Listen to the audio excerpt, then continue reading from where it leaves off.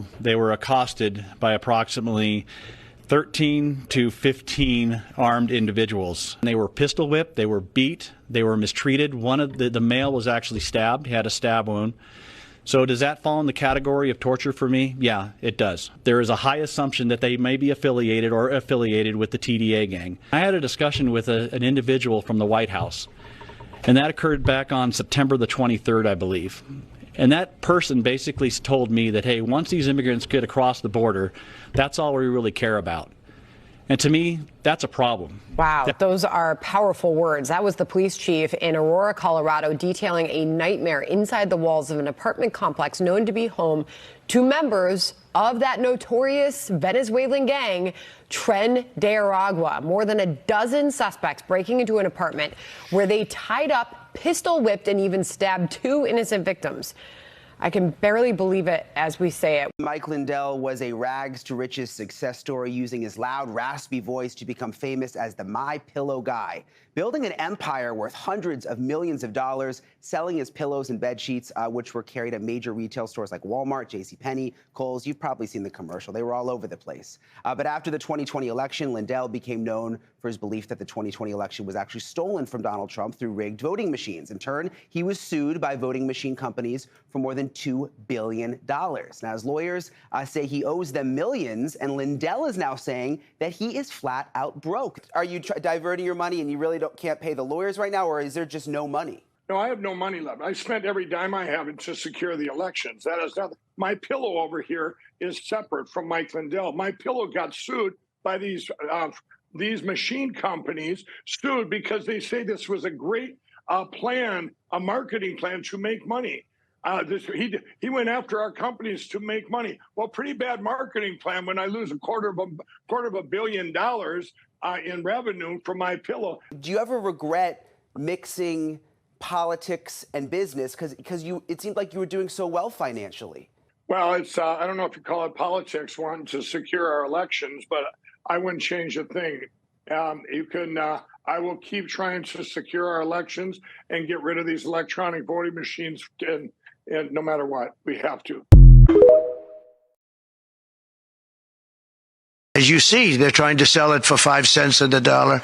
And that's really, that has nothing to do with a smooth transition. That has to do with people really trying to stop our nation. And all it means really is that we're going to spend hundreds of millions of dollars more, not even talking about the time. Time would be pretty long, but we'll spend hundreds of millions of dollars more on building the same wall that we already have.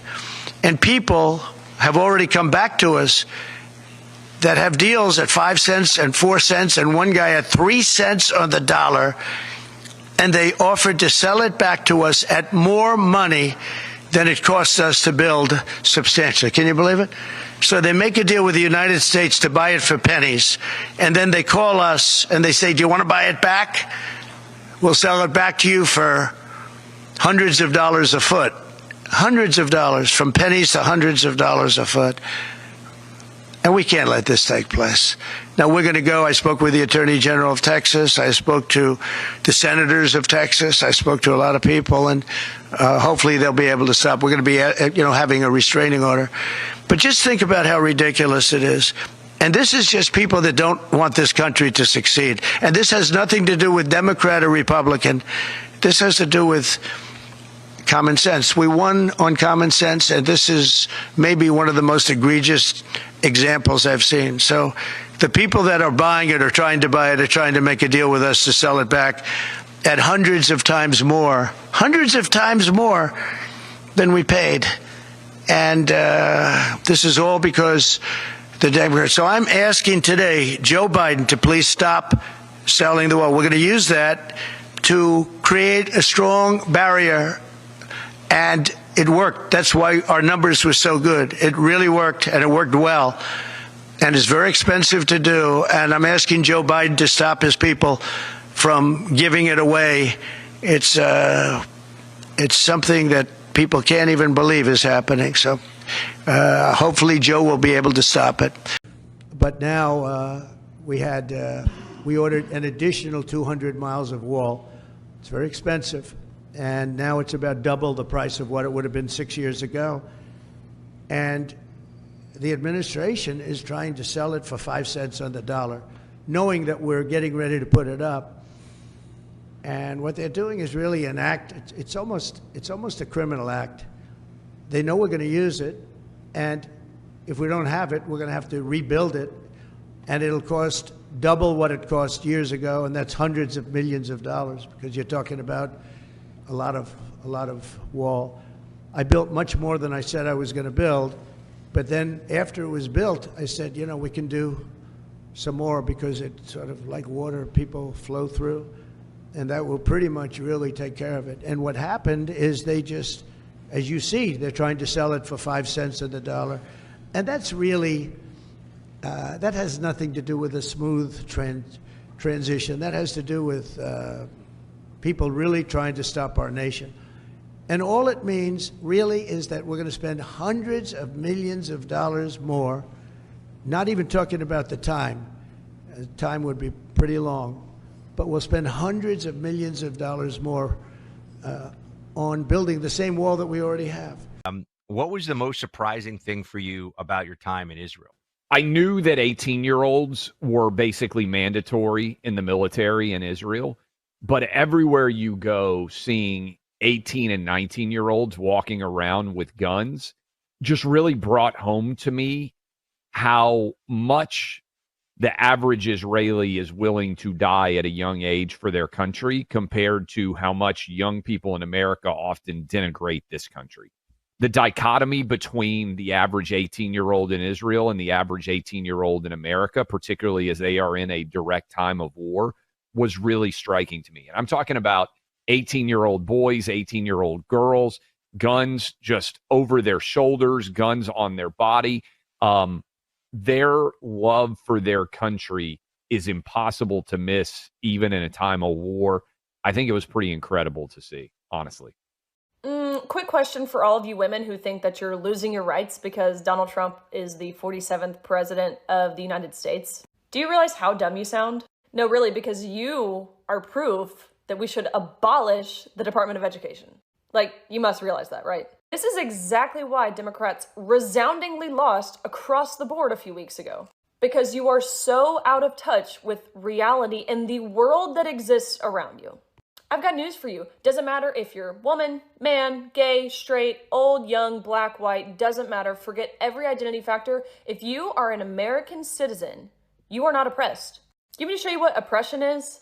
Ever considered the women in the Middle East, in Islamic countries like Afghanistan, the women who cannot show any skin for it may be tempting to a man, the women who aren't allowed to speak in public, the women who can't go to the gym or receive an education or receive health care, or these women who are literally having their tongues burnt for either speaking too loudly, for singing in public, for reciting poetry, for talking to another man that they're not related to. It's common practice in Islamic countries to pour acid or gasoline or urine all over women as a form of public torture. I'm leaving the audio on so you can hear her screams. And you, as an American citizen, have the audacity to claim that you're oppressed. Especially the Hollywood elitists who sit and lecture in their ivory towers, totally disconnected from the everyday realities that people from across the world face. But yes, please go on and tell me what rights you're losing as an American U.S. citizen. And if you're sitting here stunned because you didn't know this was happening in the Middle East, ask yourself why. Is it because legacy media isn't telling you? Is it because your prestigious academic institution didn't teach you about this? Food for thought.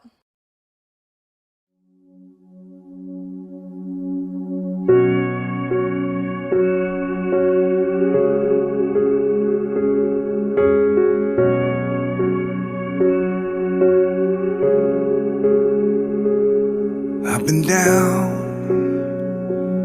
counted out, smiling through the taste of blood in my own mouth. I got bruises and broken bones, but they don't know I ain't in this ring alone. I'm a fighter. No one can say that I'm a running hider. I was born to be a do or dyer, a make it righter. Don't throw that towel just yet. Don't cash in that last bet, 'cause I hit harder when I'm tired. I'm a fighter. I get back up, that's what I do. I didn't soldier on this far just to lose. So take your shot. Is that all you got? I'm a fighter. No one can say that I'm a running hider. I was born to be a do-or-dyer, a make-it-righter. Don't throw that towel just yet. Don't cash in that last bet, 'cause I hit harder when I'm tired. Yeah, I'm a fighter. Oh, no one can keep me down. They didn't know, but they know now.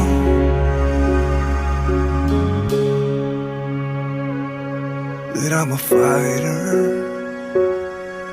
No one could say that I'm a running hider. Don't cash in that last bet. Don't throw that towel just yet. I'm a fighter.